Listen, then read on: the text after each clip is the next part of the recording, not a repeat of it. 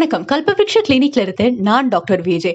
நம்ம முன்னோர்கள் பிறந்த குழந்தைகள் ஆரோக்கியமா நோயின்றி இருக்க 16 வகையான சடங்குகள் செஞ்சிருக்காங்க. அதுல ஒண்ணு ஸ்வர்ணப்பிராஷம். உங்க வீட்டு குழந்தைங்களுக்கு என்னென்ன சடங்கு செய்றீங்கன்னு காமெண்ட்ஸ்ல சொல்லுங்க.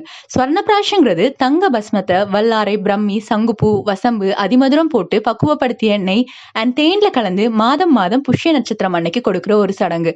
புஷ்ய நட்சத்திரத்தை ஆள்றது வியாழன்றதுனால குழந்தைகள் அறிவோட எல்லா வளமும் நலனும் பெற்று நோயின்றி வாழ்வாங்க.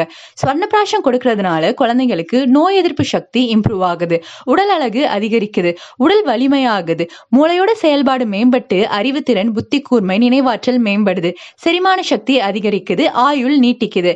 தாமரை இலையில எப்படி தண்ணி ஒட்டாதோ அதே போல ஸ்வர்ணப்பிராஷம் எடுத்துக்கிறவங்க எவ்வளவுதான் கொடிய விஷம் சாப்பிட்டாலும் அது பிளட்ல மிக்ஸ் ஆகாம உடலை விட்டு வெளியேறிடும்னு ஆச்சாரியார் சொல்லியிருக்காங்க.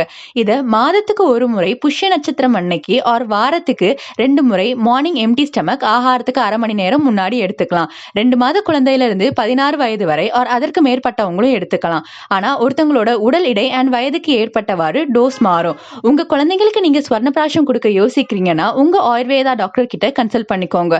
ஆர் நம்ம கல்பவ்ருக்ஷ கிளினிக்ல கன்சல்டேஷன் வேணும்னா கீழே ஸ்கிரீன்ல தெரியுற நம்பருக்கு கால் பண்ணி ப்ரீ புக் பண்ணிக்கோங்க.